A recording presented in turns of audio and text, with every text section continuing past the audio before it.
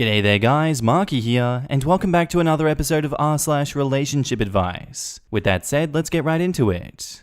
I want to ask my business partner to be with me romantically. How do I go about changing the context of our relationship? For some background, my childhood friend, female 31, and I, male 34, started a business together right out of college. We worked our asses off and became fairly successful, but we put our hearts and souls into it, and because of that, our social lives suffered a lot. She was always better at balancing than I am, and had a long-term boyfriend until about 7 months ago. They broke up, in part because he said that she always prioritized the business over him, though they were also long distance at the end, and that also played a role. She showed up at my house crying. We hang out, drink wine, watch movies.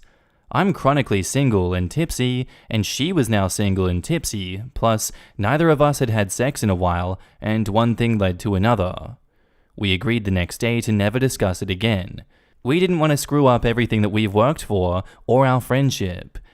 Well, this wasn't to be because she ended up pregnant. Zero scares with the ex, one night of drunken sex, bam, pregnant. We discussed abortion, but she decided not to go through with it because she was concerned that she wouldn't get another chance to be a mum. We agreed that it could happen with someone far worse. We are already pretty irrevocably financially tied anyways, and we get along better than most people who actually tried to have kids. Living together just made sense. I had a house that I inherited that's bigger than what either of us could have afforded just on our incomes. So there's room for each of us to have a bedroom plus a room for the baby. We've spent most of our days together anyways because of work, so living together actually made that easier. Now we can carpool. We have separate rooms, though we have been intimate since she moved in and sometimes share a bed. I want to be with her, but I don't know how to move to that step. She's literally next to me asleep in bed. We go out to dinner together, spend most of our time together. I just don't know how to move that into a romantic context, or even if that's a good idea. I mentioned it to my sister, who blew up at me and accused me of trapping her, and said that my partner would think I'm asking just because she's pregnant. But the truth is, I've always loved her, but I didn't want to admit it because she's way out of my league. So, what do I do? How do I change the context of the relationship when we're already so, financially, living together, family, etc., intertwined? Now in the comments, this sounds like Forrest Gump. Tell her, and let the chips fall as they may. I hope for you. OP replies, the issue is that, as my sister pointed out, if she doesn't want me, I'm totally screwed. I lose my business partner, my best friend, and our co-parenting plans are screwed. Well, who's paying the bills? I can't imagine this is split completely evenly down the middle. And trust me, everyone around you thinks you're a couple. Once the cat's out of the bag, you'll get a fair share of judgment. It's too left field for most people, families especially. What do the families think is going on? The whole situation, from what you describe, screams denial. Denial of a relationship, denial of feelings, denial of the real issue. What are you portraying to the child? That you're together, or just friends raising a baby under the same roof? You need to put all the cards on the table and deal with the consequences. It's already driving you crazy, which is why you're asking here. People live in fantasies every day, but you're done with that. You want to merge the fantasy and reality you are living. OP replies, I own the house, but otherwise pretty even on bills. We make literally exactly the same amount of money. As for families, no one really knows that we're living together except my sister. People expect us to be hanging out together. We always have. As for what we plan to portray to the baby, I have no idea. We always used the term co-parent. Y'all already sound married. OP says, trust me, if I knew how to ask her, and by some miracle she'd said yes, we would be. Just asking, will you marry me, will usually help sort that out. Someone says to that, I think you're joking, but in reality, that's a terrible thing to spring on someone. Especially since Upthread OP says that she introduces him as a business partner, or the father, rather than a significant other. Life's not a rom-com where you can just ask your bestie to marry you out of the blue and live happily ever after. You have to be on the same page. And now onto the update. Short update because I'm supposed to be working, and I don't expect this to get attention because my original post didn't, but I don't know who else to tell. The day after I posted originally, I told her I'm in love with her and asked her on a real date. It went well, really well, so easily and just good. She slept next to me again that night. I got to kiss her in public. She said that it felt like our little family was right, and it really does. It feels like everything just sort of snapped into focus. I'm gonna take everyone's advice and not just spring a marriage proposal on her out of nowhere, but I want to marry this girl and have more babies with her, because everything just makes sense now. And yes, she said she loves me too. And edit, because people keep asking, we've done paternity testing, and this is absolutely my baby. In the comments, I'm having a baby with my lifelong best friend who lives with me, spends almost all her time with me, and also we often sleep together. Do you guys think that she might have feelings for me? Lol. I read this and my first thought was, dude, good news. You're already in a relationship with her. You can't really be sure. Maybe she's just being nice. Best thing OP can do is stay vigilant and keep looking for signs that she likes him. Our next post is titled, I live below a cult leader and I fear that I've angered her. So I, female 28, have lived in the same apartment for 4 years. My neighbors in the unit above me are a couple in their 30s who have lived there for about 3 years with no issue between us. During the past 6 months, I've noticed some changes in their behaviors. At first, it was just a few days per week, I'd hear music with heavy bass accompanied by rhythmic jumping. I assumed they bought an exercise bike or something, but sometimes the jumping gets so intense that it shakes my overhead light fixtures. The jumping routine has been escalating to the point that it takes place every day, normally between 8 AM and 10 AM. I also noticed that they called 1-800-JUNK and got rid of a lot of nice possessions. However, I figured none of this was my business, so I kept my observations to myself. About 3 weeks ago, everything escalated. Multiple times per week, on weekdays and during work hours, it sounds like they're hosting a mini Burning Man event in their apartment. The music is so loud and clear that it sounds as if I'm at a concert while sitting in my living room. There is clearly a lot of people involved because the jumping and stomping shakes multiple light fixtures and cabinets. The music is a mix of new age and spiritual vibes, dance beats, and a male voiceover giving weird instructions like, rebrand yourself, surrender yourself, stomp, stomp, in response. I've taken audio recordings on my phone and one video from the hallway during these events. I didn't complain to the building, but I wanted evidence in case it became a regular thing. This week, I've encountered a big problem. The couple above me has a private patio, which is directly above my bedroom. I came home from a 3-day trip out of town yesterday, and my ceiling is legitimately collapsing in one corner. Big chunks of plaster had fallen to the ground, and I saw a little bit of water. I immediately called my superintendent since I didn't want to be buried alive by ceiling rubble if it gives out. When he came to check it out, he was shocked and pissed. He said that the woman in the couple appears to be working with some people doing workshops or something. He can see their patio from his apartment window and has watched the group do these dancing plus jumping plus dirt rituals out there on a weekly basis. He said they all dance and jump to the music and then spread dirt, along with something else. He doesn't know what it is, across the patio on a weekly basis. He believes that the dirt plus unknown substance combo is getting through the wood cracks, absorbing water, and weighing down my ceiling. To fix the problem, my super said that he had to go talk to the woman, check out their patio, and ultimately hire a contractor to pull up the wood to scrape out whatever the hell is causing my ceiling to fall. I could hear them talking from my room, and the woman sounded distraught and defensive.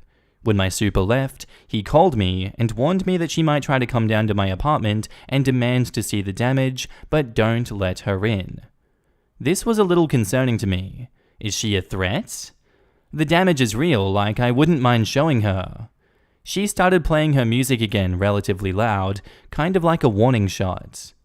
I mentioned the music/jumping to the super and said I had audio recordings. He started begging me to send the evidence to the front office. It sounds like he wants them evicted. I said okay, sure. I hate to be a rat, but if I had to choose sides, I'll side with the building that dictates my annual rent price. He called me twice more that afternoon to confirm that I shared my evidence, and I said yes. Shortly after everything went down, I left my apartment to run an errand. The woman was outside just standing on the sidewalk and stared at me the whole time as I walked by. I ignored her. Now today, I went to run another quick errand in the neighborhood, and when I returned, the couple was again standing on the sidewalk. Both of them this time. They followed me into the building and then waited until I was opening my apartment door to confront me. They were both wearing creepy fake smiles. The woman has horse girl hair down to her waist and started interrogating me. They asked, "Is your ceiling really collapsing? When did it start? Do you think that it was related to the recent rainfall? Because our patio is just fine." I was a little bit uncomfortable. Were they waiting for me outside? How did they know that I even left the building? Why were they both standing there? I've literally never seen them enter together in their 3 years of living here. But I have nothing to hide, so I confirmed the damage is pretty bad. I just don't want it to fall during the winter. I'm sorry for the inconvenience, but hopefully the work will be done quickly for everyone's sake. They seemed satisfied enough, so I said have a good day and I shut my door. I'm getting the sense that they are nervous about what the contractors will find when they tear open their patio. What the hell is up with the dirt rituals? Who are these people that she's working with? I don't know what they look like or why they're available to stomp around on weekdays. The repair work has started on both sides, but the contractors will come on Wednesday for the grand reveal of what's under the patio that's making my ceiling collapse. In the meantime, I feel like I need to be alert and keep my eyes out for these people as well as the couple. It's unusual for me to see them in general, especially twice in 2 days. They seem scared and in denial of their problem. They also literally ambushed me. Hopefully it's over soon. In the comments, "Oh OP, you sound so rational and dealt with all of this like a rock star. Not to be insensitive, but this read like a novel. Like, this is super odd, and now I want to know what the contractors find." The way that your super responds also makes me wonder if he knows something about them, but can't tell you. I'm so glad your super is doing something about it. I hope for your mental health they are evicted to do their dirt cult business somewhere else. Fingers crossed for you. OP replies, "Thank you. It is super odd, and I'll definitely update the post next week after the contractors pull up the patio boards. I also think the super knows more than he's willing to share with me right now, since he was so adamant about reporting the evidence. After I told him I had sent it, he said, 'Okay, we'll just relax for now.' So clearly he was on edge. It seems like he's seen a lot of weird stuff, and I've heard a lot of weird stuff. So together I think we can build a solid case." Hi.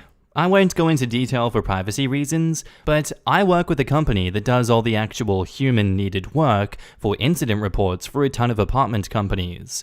Filing, investigating, judgment calls on what needs to be done about incidents, and working with insurance. The red tape stuff. I'm not sure how much your super actually knows, but I can tell you that the photo/video evidence is the literal make or break factor in some of these claims. Laws exist to protect residents, which is great until what they're doing is stuff like your cult neighbors. It's actually pretty hard to evict them without it, and before they do even more damage to your property. More than likely, after the contractors do work, they may end up calling in a structural engineer after they find the source. Depending on what they say, both you and the couple may need to be put in other accommodations. They are at fault, but you're a liability claim waiting to happen. Your hotel stay, the repairs, the insurance, everything adds up quickly. Just reading this makes me think thousands of dollars of work. For your safety and the safety of the people in your building, sometimes reporting this stuff early is really the best move. I really hate siding with property 90% of the time because people have a hard time finding places to live on even in the best terms. but you need to live somewhere safely too. And OP replies, "This is really helpful insight. Thank you. My super has been in frequent contact with me since I alerted him yesterday. Clearly he senses the urgency that you described. So I'll suggest he takes photos and videos of what he sees if it continues. I am in my living room right now, and I actually just noticed that there are some substantial cracks in the sheetrock above me here that were not there around 2 months ago. I took photos, and will show him when he's back in my apartment next week. They aren't big enough that I'm worried pieces will fall in this room, but it's definitely evidence that the jumping is causing structural damage, so it just needs to stop ASAP. Time for them to be evicted. They cannot behave in this way or damage the property. They are living in a shared space. Some people have no respect for their neighbors. Keep documenting, please. Keep turning it in. They need a lot of evidence before they can evict. Also, is it possible for you to move to another unit? Honestly, you could sue the complex because if they didn't immediately resolve the problem and it caved in on you, there is a huge lawsuit waiting to happen. Keep on the management. You have every right to feel safe." And OP replies, "Yeah, I've been documenting and including the time and dates. The building manager asked if she could call me today after I sent her the evidence. I told her that I wanted to be anonymous, but she said that would be tricky since the complaint is jumping, so they'll know it's me. For now, our game plan is for me to leave them a note next time the music and/or jumping starts and report back to the building about how they respond. I really love my space, so I don't want to move, but I'll update the post when we find out what's under the patio." Back up to the post, we have an update. The contractors came today and reported that there was, in fact, dirt and sludge visible below the neighbor's patio. However, thanks to the help of my internet sleuthing friend, I've gained a lot more insight into the realm that dwells above me. As one Redditor suggested, my neighbor is affiliated with the multiple eclastic dance communities, both international and local. The international group has planned events during which all cells of the organization host dance sessions simultaneously. It also has a YouTube channel that streams Psy trance music 24/7. I've listened to a portion of it, and a female voiceover declared, "You are becoming the Game Master." Meanwhile, the local group seems to be more exclusive and more radical in their mindset. One of the local groups, hosted by my neighbor's good friend, conducts 3-day events that cost upwards of $400 for admission. Participation in all 3 days is mandatory. I get the impression they all sleep in the studio space, and the event description mentions that it begins with a ritual. The largest and darkest affiliation that I've confirmed via social media footprints is that my neighbor and a few members of the local communities are also involved with some compassionate death groups. There is no way for me to verify at this time if these affiliations overlap in a meaningful way, so I will simply state the fact that I have evidence to prove. My super asked me about the jumping again when I saw him today. He remains eager to act. He agreed with my new game plan to wait for another large event to happen and then call him to check on my dishwasher so he can intervene. So for now, the ways in which the puzzle pieces of eclastic dance, compassionate death, patio dirt rituals, and ceiling collapse connect will remain a mystery. And now, onto the update. Hey everyone. Thanks for your interest in my strange saga. While the contractors will be arriving at 8:30 AM tomorrow to start the patio upheaval process, I have a few updates to share since I last posted 4 days ago. The couple and the people. So the couple has gone back to elusive mode since their confrontation on Friday. I haven't seen either of them, but I heard the woman talking on the phone while checking her email. I live by the building front door. She mentioned that the next one is on ... and then the person on the line cut her off. But it sounded like she was planning her next workshop already. At least I'll be prepared for it, and will call my super to fake check on my dishwasher so he can bust them when the people are present. As for the people, I think I've identified one member of the group. On Saturday, I heard the music at an ambient level. Mostly just bass / not enough to launch a complaint, as well as increased foot traffic in the stairwell. Since it was a weekend, these observations alone could be a coincidence. I was in my apartment until late afternoon when I left to meet up with my friends. My boyfriend has been staying with me so I don't have to enter or exit the building alone. As we went down the stairs, I saw a man outside standing directly in front of the building's door. My building is next to a few establishments, including a coffee shop, so it's common for people to accidentally stand in front of the doorway without realizing that it's an apartment building. But every time I open the door behind someone in my path, the other person's reaction is inevitably the exact same. Turn, quick moment of recognition, then move far out of the way. Not this guy. He was giving bouncer energy with a wide stance, clad in a black cut-off t-shirt, sunglasses, and a black baseball cap. He also had a well-groomed mustache, but that was the only identifiable feature about him. He was looking at his phone when I opened the door, but when he turned around, he looked at me, sidestepped just enough for me plus my boyfriend to pass, returned to his position, and then started texting while looking at us while we got into the Uber. My boyfriend agreed that his demeanor was odd, and his doorway stance was like someone waiting to get into the building or new people inside. He could have just caught the door to go in when I was leaving though. People do that sometimes.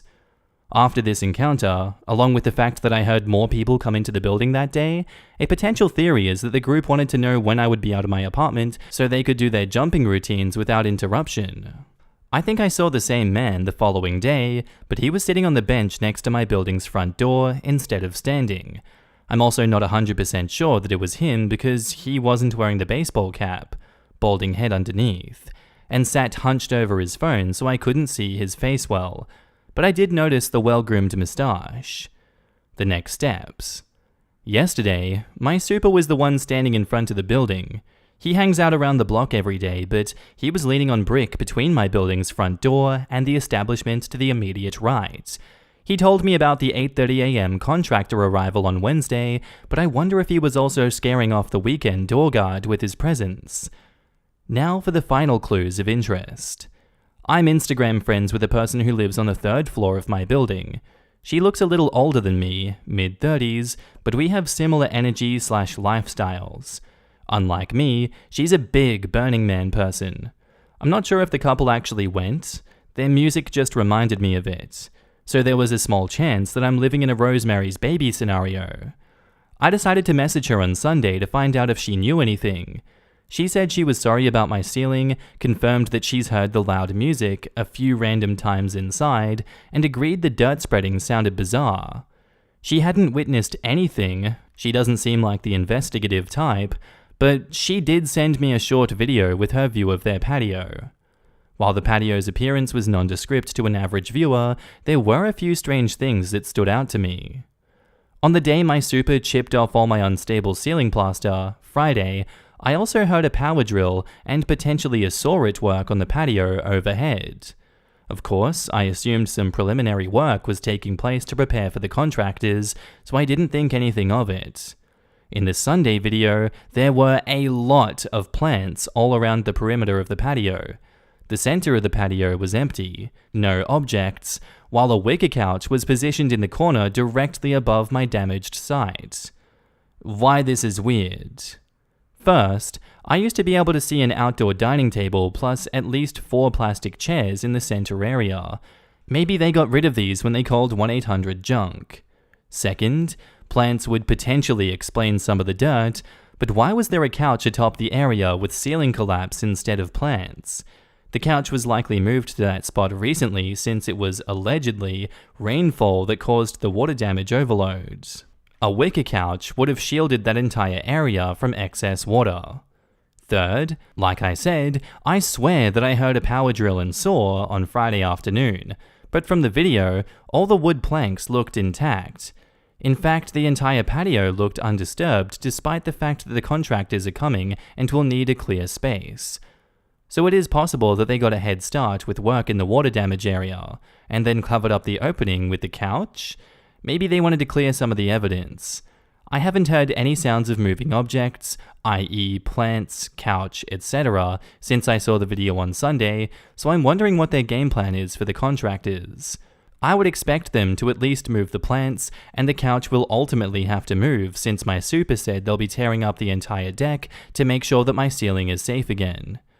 I'll post a second, shorter update tomorrow evening or Thursday morning after more information comes out. Thanks again for following along. This has been a wild journey, and I fear that it's far from over.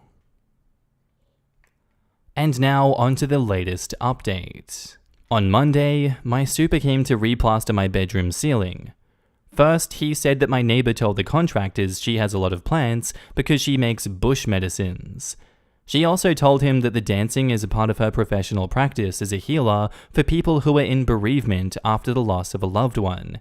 So my friend and I weren't far off when we made the connection between her ecstatic dance and compassionate death affiliations.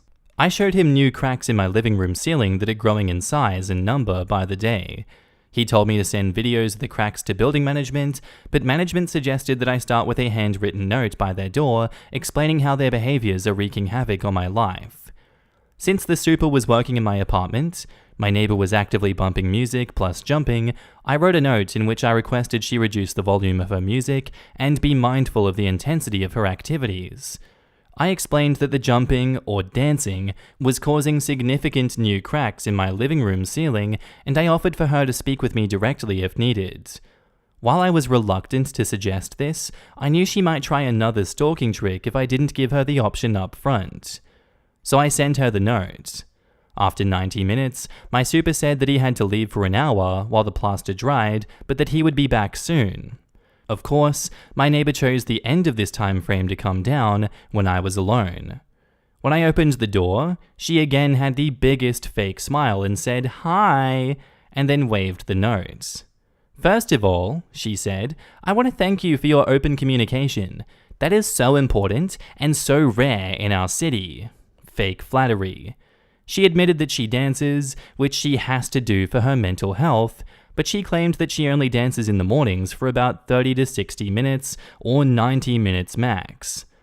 I knew she was lying, so I said that her actions are affecting my mental health.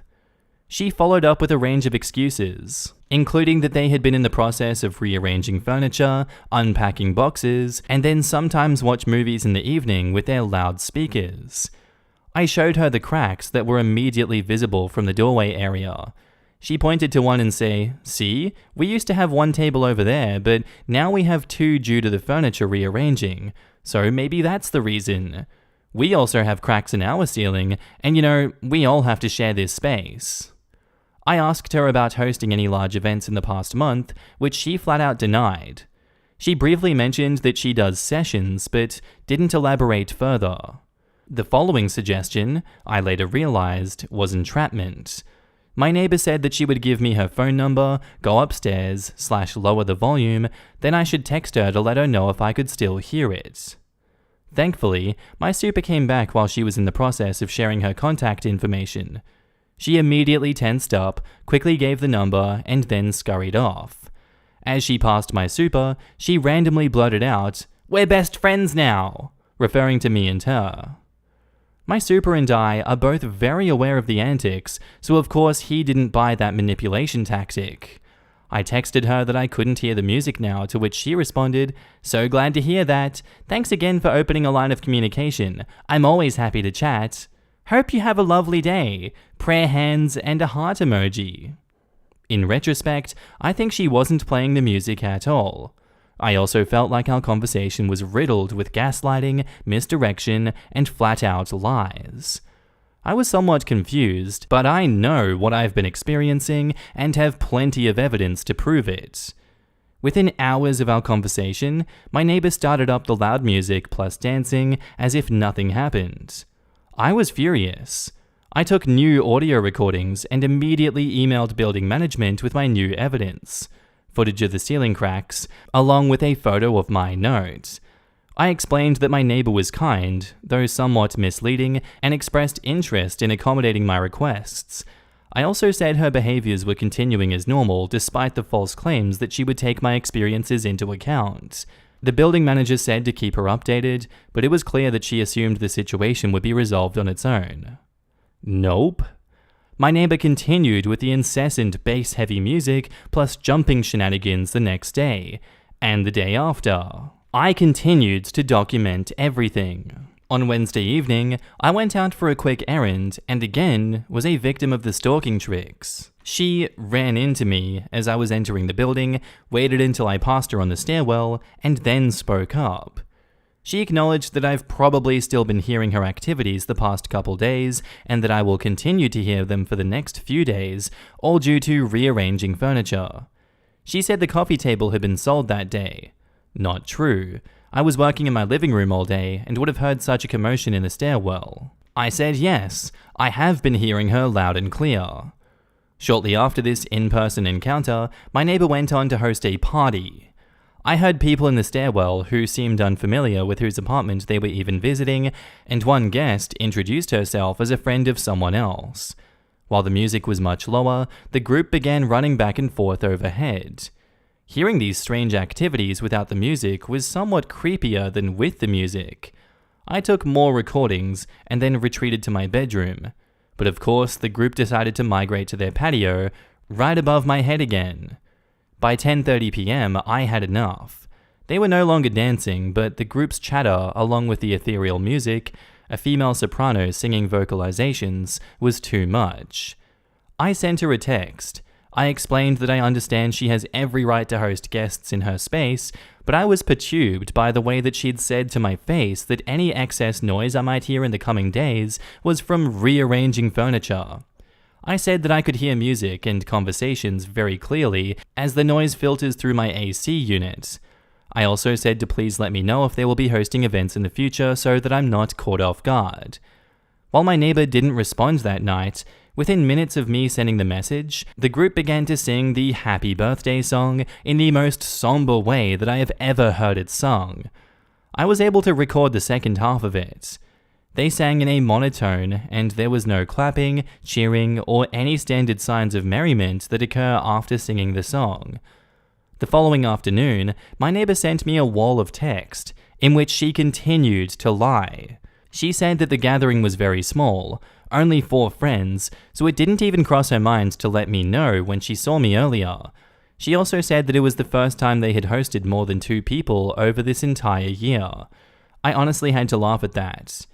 She said when she first saw my text, they lowered the music volume and told the friends to quiet down. So she admitted that she saw my message, but made no intention of any birthday affair. As for the furniture rearranging, she explained that it's been a part of a long-term project, smiley face, and added more lies like how they had just received a dining table and a bookshelf that they'd been waiting on for 8 months. Not only would I have seen such large packages in the stairwell, but also why share so much irrelevant information if being truthful? Finally, my neighbor said that they will be hosting 2 more events next week. Another small gathering of 4 friends next Wednesday in honor of her partner's birthday, and a large gathering on Friday, again for his birthday. Like I said, she made no mention of singing Happy Birthday the night before. Who would host 3 birthday parties over 2 weeks? It was all false. She followed up 5 minutes later with a second text that explained that she was late to respond because she's been in back-to-back sessions. So I finally had written evidence of her talking about these sessions. I didn't respond to the text. I refused to engage her or her partner any further. They continued to play music and stomp around that evening, but I had my boyfriend and a friend over who overheard everything and validated me that all of this is absolutely maddening. On Friday, I finally called my building manager to explain everything. She needed to understand that something very strange and potentially dangerous is going on above me. Thankfully, I was finally believed. It turns out my building had no idea that she was running some form of a business and hosting group events. I thought they at least had a vague awareness. The building manager said they would get the attorney involved ASAP to review their lease contract and pursue action. She asked for all of my evidence, including written communications, a personal written account of verbal communications, audio recordings, and footage of ceiling damage. I've been taking videos of the ceiling cracks over the past few weeks to demonstrate how quickly they are growing. I made a Google folder that divided each category, dated every piece of evidence, and sent. I was so relieved. It felt like some form of action was finally in motion. I assumed the building attorney was working on a case against them over the weekend, so I ignored their relentless music plus jumping. But today, Sunday, my neighbors have been hosting yet another gathering since 11:30 a.m. I've been hearing heavy bass, sporadic jumping, and chatting on their patio for going on about 7.5 hours now.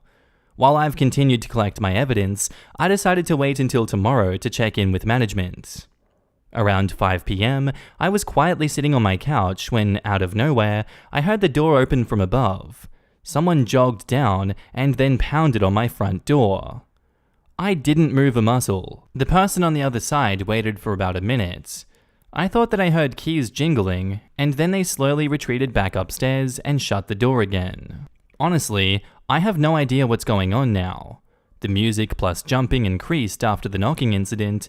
Maybe they were testing if I was home, but I'm rattled by how I'm feeling watched when I'm minding my own business. At the same time, I want to keep laying low to protect myself. I still have very little information about this group. They are clearly escalating, 3 events planned within 1 week, despite added pressure from everyone around them. In the meantime, I edited a new video with my recent recordings, including the creepiest happy birthday of all time, footage of the living room ceiling damage, and audio recordings from the gatherings. Whenever my neighbors succeed in making contact, or I'm notified about a solid resolution, I will update the post.